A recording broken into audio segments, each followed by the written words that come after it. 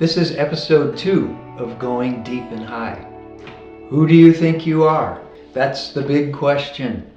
The more you know God, the more you know yourself. As we go deep with God, we understand our identity at a deep level. If someone asks you, who do you think you are? The first thing that probably comes to your mind is your occupation, married or single, all that stuff. That's all good and true and necessary. But let's talk about the multidimensional you. You're a human being and you are a spirit person. You live on the earth and you live in the heavenly realm. From that heavenly realm, you have a unique perspective of what your life on earth is like. Those two realms intersect. That's the Hebrew notion of the kingdom of heaven. It intersects the kingdom of earth. Here's some scriptures on your identity as a spirit being. Jesus said to Nicodemus in their discussion on being born again, flesh gives birth to flesh, but the spirit gives birth to spirit.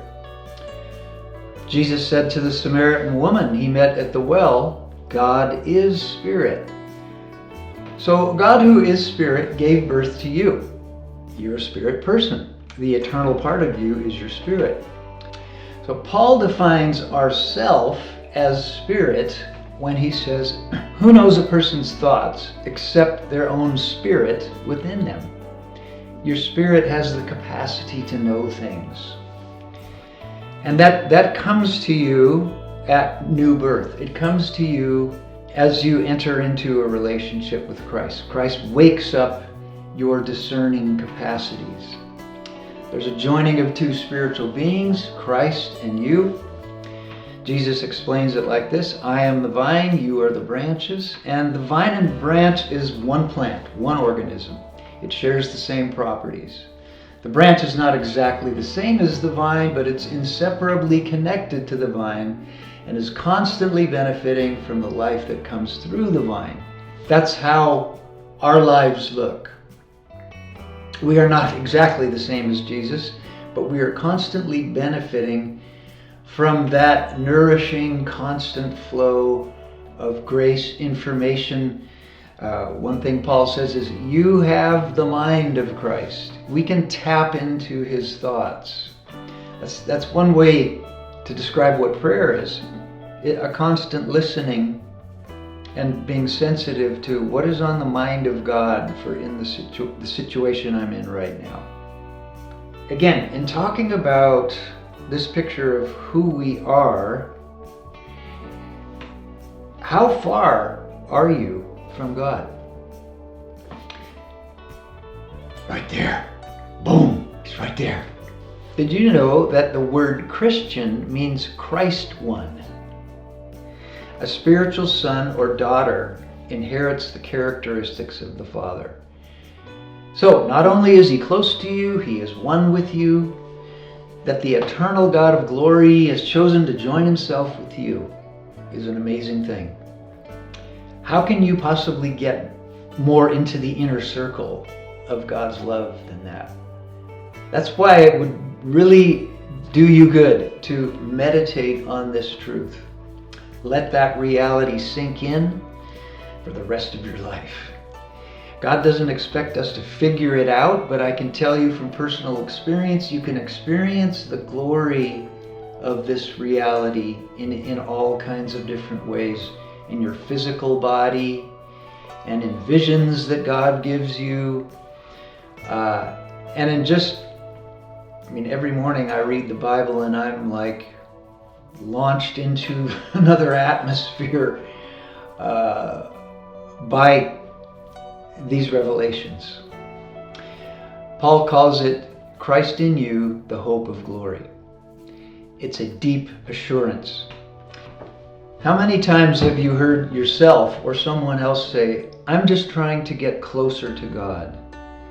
Well, there's nothing wrong with that, but it implies that God is sometimes far from us, which is not true. When you are convinced that Christ is in you, you don't have any need to feel him physically at any second. You don't have to feel anything in particular.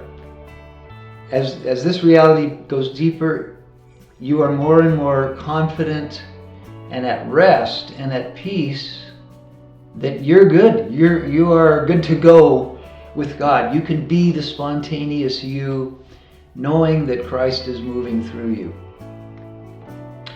So I encourage you to pray prayers like this one. I thank you, Jesus, that you live in me. You are never far from me, no matter how I feel.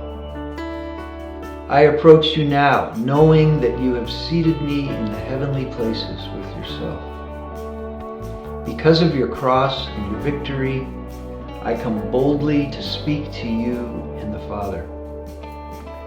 I invite you to speak to me now, to give me your wisdom, to tell me anything you want me to know for this moment of this day. Let's just wait on Him for a moment right now.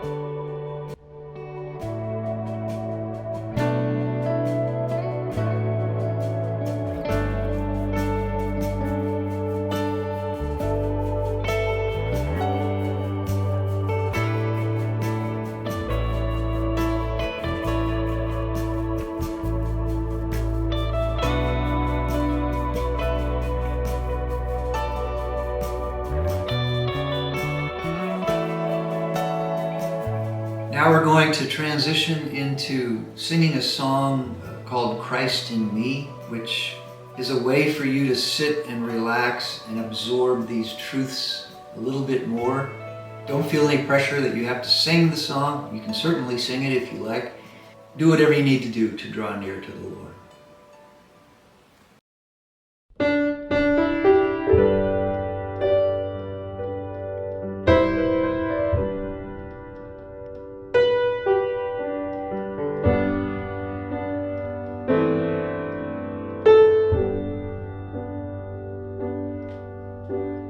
Christ in me, love unchanging. Christ in me, life unending. Constant current, holy ferment.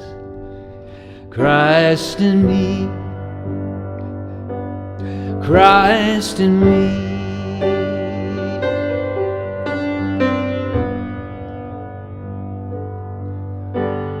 Christ in me, here abiding, with my heart intertwining, here but hidden, my provision. Christ in me, Christ in me. You empower me, you uphold me, you forgive me, and you live and breathe in me. You live and you breathe in me.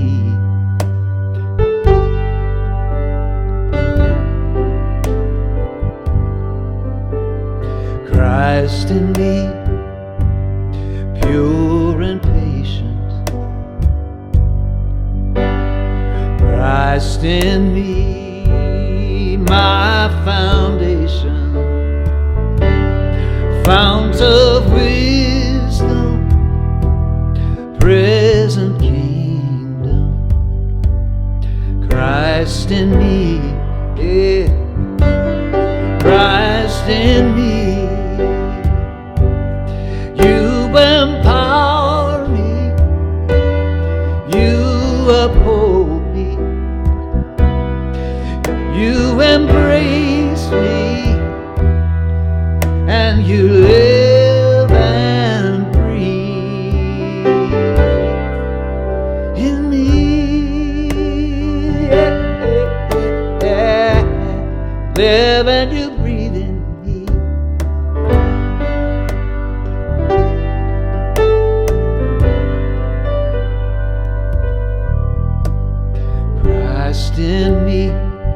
are my peaceful river.